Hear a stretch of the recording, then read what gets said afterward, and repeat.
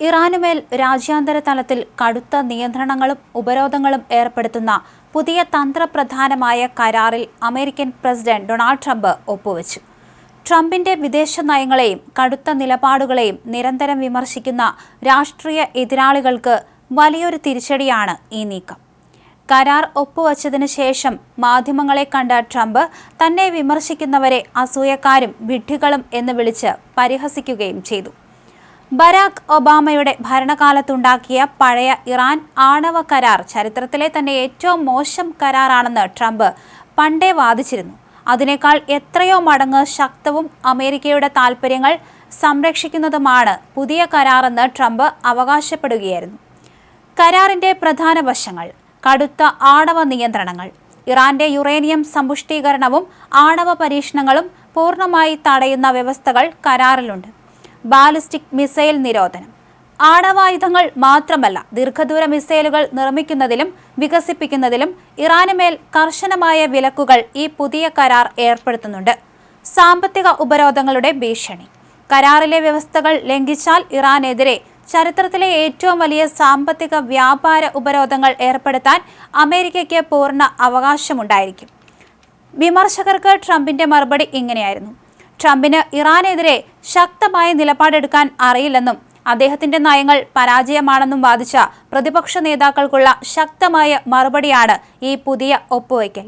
കരാർ ഒപ്പുവെച്ച ചടങ്ങിൽ ട്രംപ് പറഞ്ഞത് ഇങ്ങനെയാണ്: ഞാൻ ഇറാനോട് മൃദു സമീപനം കാണിക്കുന്നു എന്ന് പറഞ്ഞവർ ഇപ്പോൾ എവിടെ പോയി? അവർ വെറും അസൂയക്കാരും വിഡ്ഢികളുമാണ്. ഒബാമ ഒപ്പുവെച്ച വിഡ്ഢിത്തം നിറഞ്ഞ കരാർ പോലെയല്ല ഇത്. ഈ കരാറിലൂടെ ഇറാന്റെ ആണവ മോഹങ്ങൾക്ക് ഞങ്ങൾ പൂർണ്ണമായി പൂട്ടിട്ടിരിക്കുകയാണ്. അമേരിക്കയ്ക്കും ലോകത്തിനും ഇനി കൂടുതൽ സുരക്ഷിതമായിരിക്കാം. ഇറാനുമായി ഈ പുതിയ വ്യവസ്ഥകളിൽ ഒപ്പുവയ്ക്കാൻ സാധിച്ചത് തന്റെ കടുത്ത നയതന്ത്ര തന്ത്രങ്ങളുടെ വിജയമാണെന്നും ട്രംപ് കൂട്ടിച്ചേർത്തു. എന്നാൽ ഈ പുതിയ കരാറിനോട് ഇറാന്റെ ഔദ്യോഗിക പ്രതികരണം എന്തായിരിക്കുമെന്നതിനെ ഉറ്റുനോക്കുകയാണ് അന്താരാഷ്ട്ര സമൂഹം. എന്തായാലും പുതിയ കരാർ അമേരിക്കൻ പ്രസിഡന്റ് ഡൊണാൾഡ് ട്രംപ് ഇന്നാണ് ഒപ്പുവെച്ചത്. വിദേശ നയങ്ങളെയും കടുത്ത നിലപാടുകളെയും ഒക്കെ വിമർശിക്കുന്നവർക്കാണ് ഇത്തരത്തിൽ ട്രംപ് മറുപടി നൽകിയിരിക്കുന്നത്.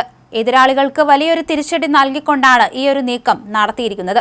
അതിനുശേഷമാണ് ഇത്തരത്തിൽ തന്നെ പരിഹസിച്ചവർക്കുള്ള വ്യക്തമായ മറുപടിയുമായി ട്രംപ് രംഗത്ത് വന്നത്. ഇറാന്റെ യുറേനിയം സമ്പുഷ്ടീകരണവും ആണവ പരീക്ഷണങ്ങളും പൂർണ്ണമായി തടയുന്ന വ്യവസ്ഥകൾ കരാറിലുണ്ട് എന്നാണ് ട്രംപ് പറഞ്ഞിരിക്കുന്നത്. എന്തായാലും ആണവായുധങ്ങൾ നിർമ്മിക്കില്ല എന്ന് തന്നെയാണ് ഇറാൻ പറഞ്ഞിരിക്കുന്നത്. പക്ഷേ ഇതിനോട് ഒരിക്കലും ഇസ്രായേൽ യോജിച്ചിട്ടില്ല. കാരണം ഇറാന്റെ പല അടിസ്ഥാനപരമായ പരീക്ഷണങ്ങളും ഇപ്പോഴും തകൃതിയായി തന്നെ നടക്കുന്നുണ്ട് എന്ന് തന്നെയാണ് ഇസ്രായേൽ പറഞ്ഞിരിക്കുന്നത്. ഒരിക്കലും ഇറാനെ വിശ്വസിക്കാൻ സാധിക്കില്ല. അതുകൊണ്ട് തന്നെ ഇറാനുമായി ഇത്തരത്തിലുള്ള കരാർ ഒപ്പിടുന്നതിനോട് ഇസ്രായേലിന് ഒരു തരത്തിലുള്ള യോജിപ്പും ഉണ്ടായിരുന്നില്ല. അതുകൊണ്ട് തന്നെ ഈ കരാറിൽ നിന്ന് ഇസ്രായേൽ പിന്നോട്ട് നീങ്ങിയ അവസ്ഥയാണ്. അതേസമയം തങ്ങൾ ഹിസ്ബുള്ളക്കെതിരെ പോരാടും എന്നാണ് ഇത്തരത്തിൽ നെതന്യാഹു പറഞ്ഞിരിക്കുന്നത്.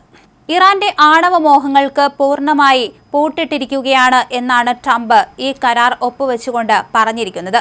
ലോകത്തിന് ഇനി കൂടുതൽ സുരക്ഷിതമായിരിക്കും എന്നാണ് ട്രംപ് വ്യക്തമാക്കിയത്.